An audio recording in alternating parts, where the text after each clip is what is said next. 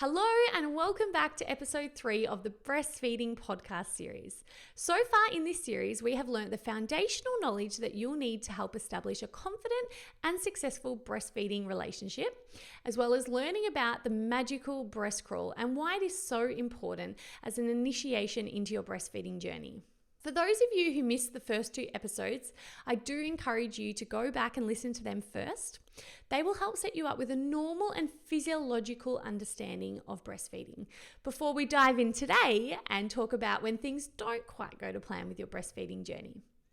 In today's episode, Amberley and I discuss mastitis, milk supply issues, and nipple pain and damage. We discuss why soft boobs and pumping volumes are not great indicators for supply, and we cover the 4 things you should be assessing to work out whether your milk supply is adequate or not.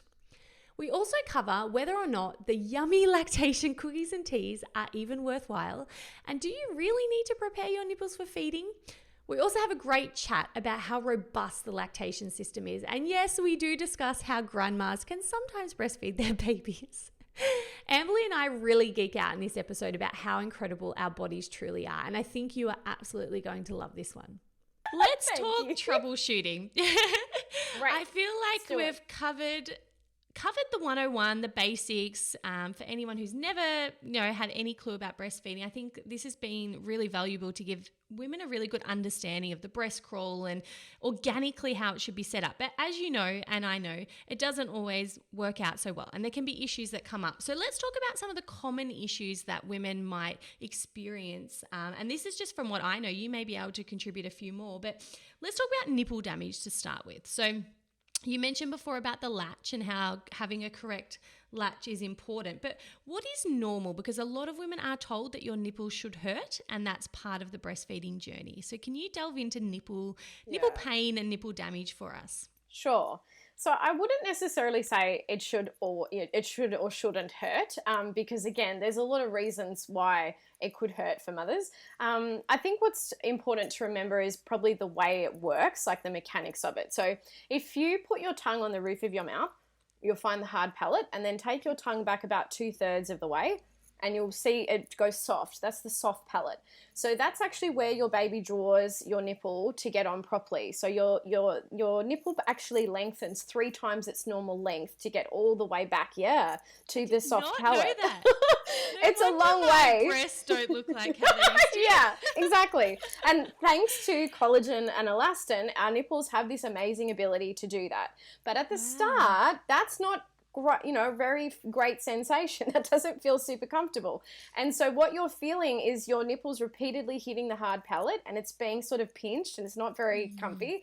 And it takes about sort of 10 to 20 seconds before your baby does a great job and gets it all the way back to the right spot. And then you should be able to feel a difference. You should be able to say, okay, I still feel this strong drawing sensation, but it's not the same sort of shooting, stabbing, pinching kind of discomfort that I felt for that first portion of the attachment. So attachment pain is it's part of breastfeeding for a lot of mothers. Definitely some mothers don't feel attachment pain, but I do find the majority will feel that strong sensation on attachment. And what's important is that you can differentiate, and you can be able to say, oh yeah, no, okay, we're 10, 20 seconds in, it feels different, I'm good, I can sit here for this. Or are you like, oh gosh, no, it's actually still stabbing, pinching, feeling really uncomfortable? And then we can sort of look at the attachment to be able to say, okay, look, your baby's not on properly. They're right on the end of the nipple. We need a much wider open mouth so that they can draw your nipple back to the soft palate. Okay, so 10, 20 seconds is reasonable to experience some discomfort, but after that it should definitely not be feeling sore or definitely not wincy, stabby, shooting, yucky pain. Exactly. And I guess the only reason it may continue is if perhaps you've had some feeds where your baby hasn't got on properly, and maybe they have done some damage to your nipple, and so you might find that you do have some pain through the whole length of the feed, but hopefully you've got someone with you to help you sort of differentiate. Is it that your baby's not on properly, or is it, no, I can tell the attachment's right, it's just everything's a bit sore and it's just going to take a few days for everything to heal. Yes. Okay. And what is your advice? I know you have an amazing nipple butter balm yourself. Yeah. What is your advice? So let's say, unfortunately, the attachment hasn't been so great. Now you do have some grazes or cuts or damaged nipples, what next? Like, how do you repair that? Sure, yeah. So the nipple and areola has this amazing ability to heal. It's this very sophisticated part of our anatomy that is actually designed to do this. And so unlike other parts of our body, when we experience damage, the damaged skin lifts off, and then the skin that's behind it is softer, and it's like new, fresh baby skin. Amazingly, with the nipple and areola, it's not like that. The skin that sort of gets replaced, like that comes up afterwards when those layers of skin lift off, is tougher. It's more resilient, and it's actually better at sort of withstanding the process of breastfeeding. So quite often we sort of just need to go through this process of adjustment to sort of get to the good place where our nipples are going to be better at this.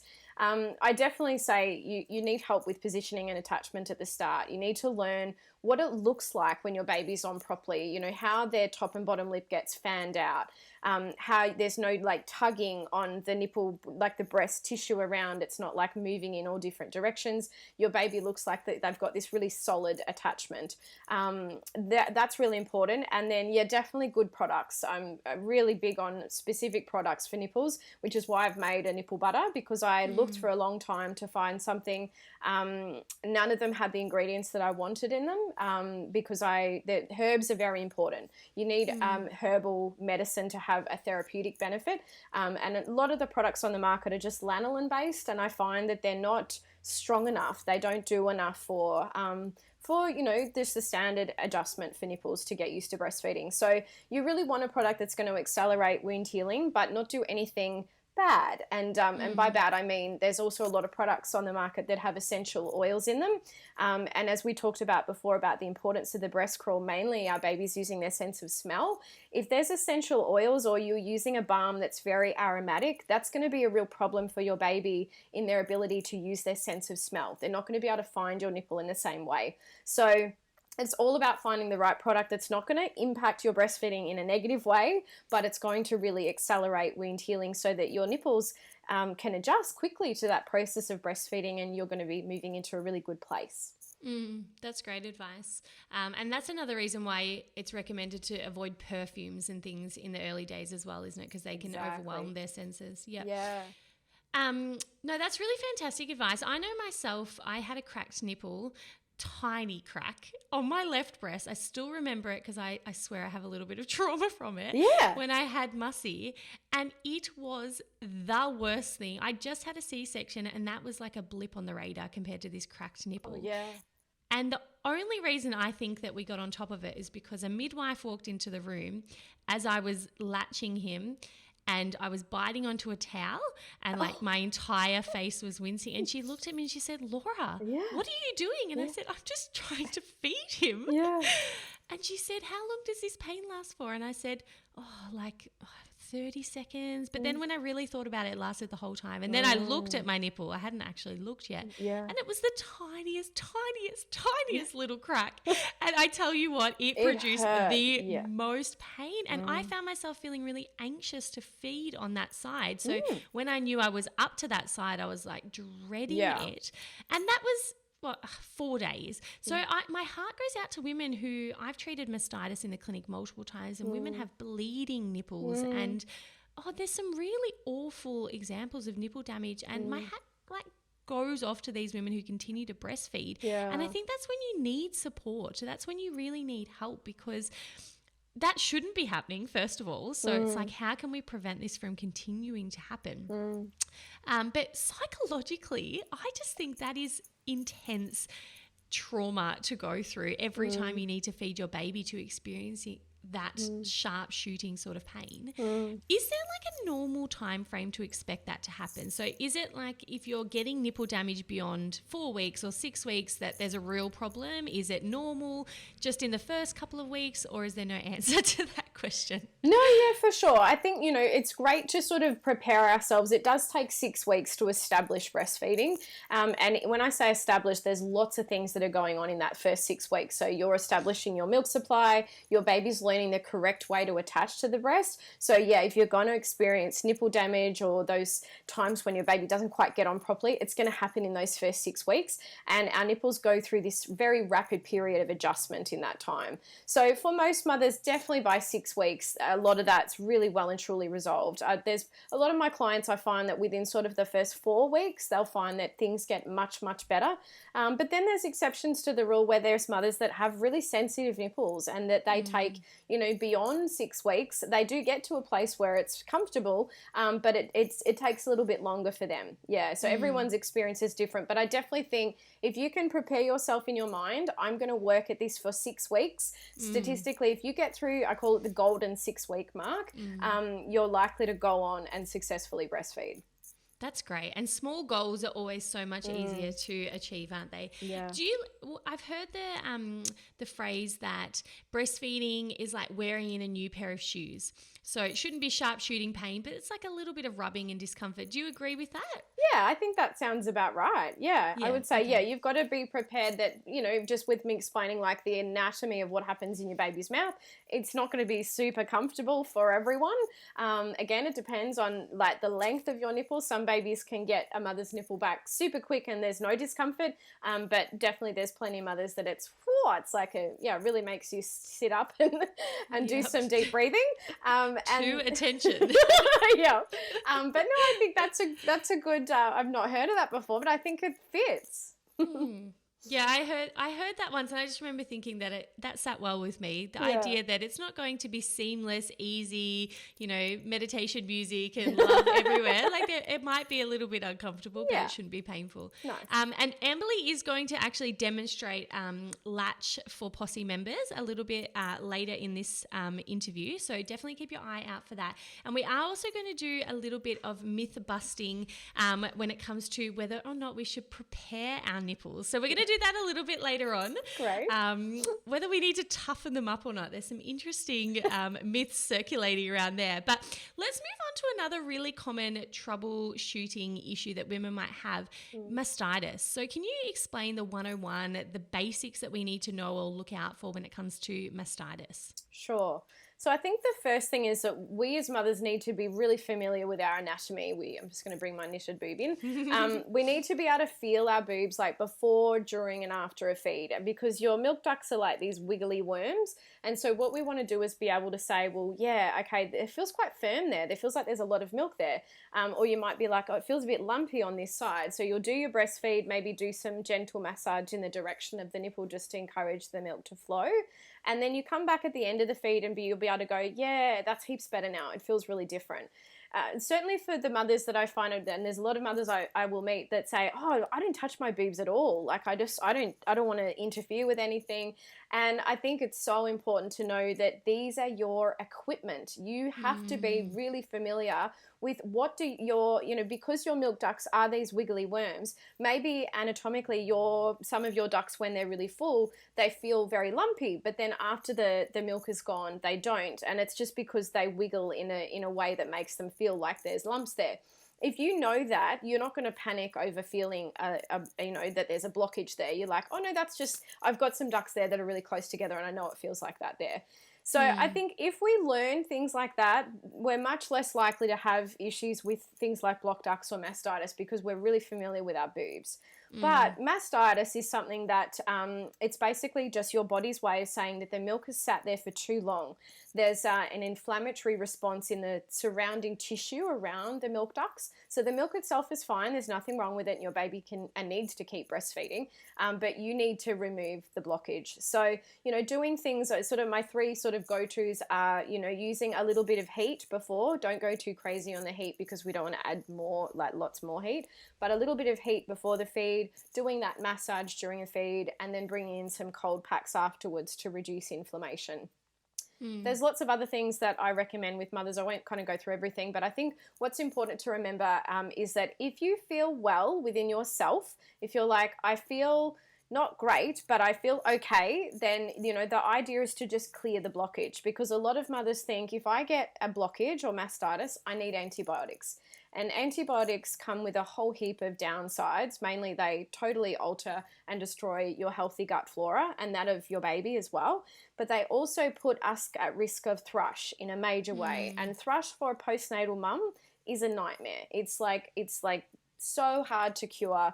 Mother and baby can give each other thrush through breastfeeding back and forth, and it can be really hard to cure. I have treated mothers like several times over before we've kind of got it under wraps. So and just to confirm, because I didn't know this, Amberley's talking about nipple thrush as opposed to vaginal thrush, because I didn't realize there was nipple thrush until I started learning about lactation. It's I don't think it's that common, or maybe it was just me, but yes, nipple thrush from the breast to the baby and back again. Correct, yeah. But once you get a type of thrush, you can get thrush anywhere. So you could get vaginal thrush, you could get it in your mouth because it works all the way through your digestive tract. Your baby can get it on their bottom as well. So it's one of those things that, yes, it would start, it can start in, if you've basically got a crack or a graze or something on your nipple. Thrush loves moist wound environments, and so they would thrive on the nipple area, and then it will travel up the milk ducts, and then it goes in a baby's mouth, and then it can travel down their system. So it's just a total pain. So basically, if you don't need antibiotics, so what I'm saying is, when I say if you're well within yourself, like mastitis is a problem when it becomes systemic and you get a fever. Now, all of these things I'm explaining, not to say go and treat yourself, good luck to you, like seek help if you have any of these things. But I think it's just good to know, because a lot of mothers just automatically think, well, I started to feel a bit crap and I had this lump, so I just went and got antibiotics. And GPs are notorious for just writing out the script and sending mothers on their way. But they don't give them any management on how you're going to clear this blockage. If you can't clear the blockage in your boobs, just taking the antibiotics are not going to do the job. So, and even if you can kind of put the antibiotics off for a little bit and see if you can clear the blockage, that would be a much better fit, because I do find a lot of mothers can clear a lot of blockages with knowing their boobs and doing some of those things. And certainly, if you need them, antibiotics are there, and we're so grateful for them for some mothers, but it's not necessarily what everyone needs to cure this type of thing. I love what you said about getting to know your boobs. That these are so important, and I agree. I feel the same about vulvas. I think we don't touch and look and understand our own anatomy enough, and then when it comes to childbirth and rearing children, all of a sudden these things are super important to be aware of. And so I really like that, touching them and knowing them and being really in tune with them, because everyone's breasts are unique. I think that's really powerful for women to start to understand. It's probably a good thing to start during your pregnancy as well, to understand and look at your breasts and look at how I used to be amazed by how much the nipples change in pregnancy. You're like, these are dish saucers now. They are huge. They're never like that. And they're like dark, so dark.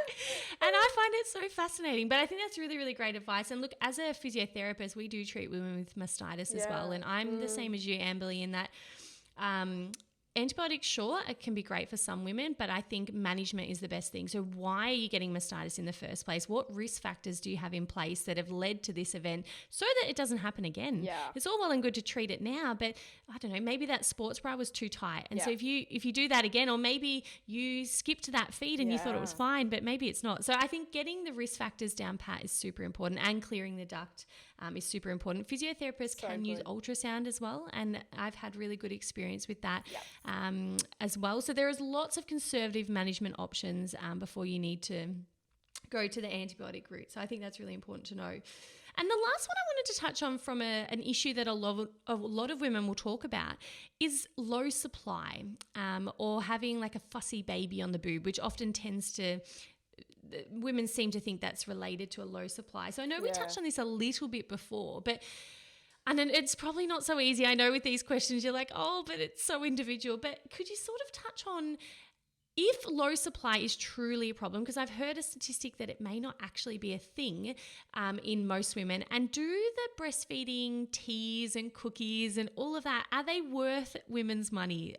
Should they be going out and buying them? Okay, perfect. So I think to work out low supply, you ideally want to seek some support with it, because there's a lot of very common reasons mothers will think they have a low supply. If they have a frequent feeder, if their baby's doing a lot of cluster feeding, if they get on the pump and only express 50 mils or whatever. These are all things that mothers can really question their milk production. And we know that there's sort of key stages in the breastfeeding journey that mothers are more likely to wean, and it's when their boobs are becoming more soft, when their body is doing actually a great job at regulating their milk supply, but it makes them think, oh, okay, wow, I don't have engorgement anymore. I clearly am not making enough milk for my baby. It's very commonly coincides as well with growth spurts. When our babies are feeding a lot more, they're hungry, they're growing rapidly, but it makes mothers question supply. So these are all things that you wouldn't use as a way to accurately reflect your milk supply. What you would use is these 4 things. So the first one is that your baby is weeing and pooing. So 6 to 8 wet nappies in 24 hours and soft yellow poo is normal for a breastfed baby. No amount of poo that is specific. Some babies poo very frequently. Some can go up to 2 weeks without doing a poo. It's all sitting in the space of normal. So nothing that you need to do anything about. I've never met a constipated breastfed baby. So that's the first one. And then the second one is that our baby is content when they come off the breast most feeds. So not every feed, they can be unsettled, they can go through a growth spurt, they can cluster feed, but for most feeds over the day, you feel like you finish the feed and your baby falls asleep, or they're content, they're relaxed, they look like that you've met their hunger needs. So the first 2 in my 4 points are things that we can do every day as mothers to review our milk supply. And then the other 2 we need a bit more help with. So the third one is that they grow, so in weight, length, and head circumference. It's not just about weight, but I do find that mothers have a lot of pressure put on them when they go and see their health nurse about, has your baby gained enough weight? And meanwhile, maybe your baby's grown in length and head circumference, is weeing and pooing like a trooper, and content when they come off the breast. But sometimes there might be a weigh-in that babies haven't gained what we would expect. But meanwhile, the weigh-ins before that were fine, and then you go in a couple of weeks and everything's fine. So I guess that's a really important message. Don't panic if one of these things is not on track, because it's like all of us, we grow in different rates, and a lot of the time it's wait and see before we get too concerned about, are you not making enough milk for your baby? And then the fourth one is that our babies are reaching their developmental milestones. So again, something your health nurse will guide you on. But those are our 4 accurate ways to review milk supply. And only if you have worries with those, and it wouldn't just be one, I would say across a few of them, but would you, and again, always seek support with this, but maybe you would look at, do I need to look into ways to boost my supply? So you asked about teas and cookies. Yeah. So these are things that have not actually been studied in big randomized control trials or anything like that. However, in my experience, I do find there's very strong anecdotal evidence that they work for the majority of mothers, but they don't work for everyone. So I think what's important is that you need to figure out, well, I'm going to try the cookies that have got the brewer's yeast and the flax seeds they're called galactagogues, which is a product that is known to boost milk supply. So maybe you might try those, and I do find they work for the majority of mothers. You might try them and you need to have ways to review that, is it working? You might be like, that didn't work for me, so I tried herbs. I tried fenugreek. That was really effective for me. Maybe those things that I would call them more subtle galactagogues. The other thing is using your breast pump, so doing some expressing, putting your baby to the breast more frequently. These are all ways to boost supply. There's also a medication that I prescribe and that GPs or other midwives can prescribe that is called Domperidone, and that it boosts milk supply. But obviously you need support with that, and you need to go on it for a certain period of time, and then you need to be able to wean off it. But certainly for mothers that at the start, if it's a very actual low supply, I would have them on a very specific plan to boost supply, and quite often it's involving some Domperidone. If it's not that big a deal, I might be like, just do some cookies and let's review your supply. It depends on what type of things are presenting at the time to work out the best management plan. I was gifted some breastfeeding cookies when I had my first son. Yeah. I had no problems with supply, but I woofed them down. So every time I had a coffee, I was like, oh, I better have my lactation cookie because that's very important for my feeding. It's true. And look, I like cookies at the start because cookies have calories in them. And, you know, for milk production, we do need to have sort of an extra 500-600 calories a day. So cookies can work well for that, especially for the new mum that's sleep deprived, that's not eating normally, and they can actually do great things for that. But then maybe further down the track, I don't always recommend cookies because some mothers, you know, some of the cookies on the market, it's a bit crazy how much sugar is in them. And if you're trying to force yourself to eat 3 a day, maybe you don't need to force yourself, but, you know, if they've got 20-30 grams of sugar in them, it's a lot of extra calories. So there's some other really great products on the market that I've got in my online shop that are just like brewer's yeast tablets. And so they still do the same job, but you don't have to eat, you know, the calories. And yeah, you don't need the extra calories at that point in your breastfeeding. Is hydration just as important for breast milk production? Yeah, for sure. Yeah, it's still, you know, well-balanced diet. I really like the Ayurvedic foods. Warming foods are really good for a postnatal mum. Seasonal produce, and then, yeah, of course, be well hydrated. Closer to, you know, more like 3 liters of water a day is really great for milk production.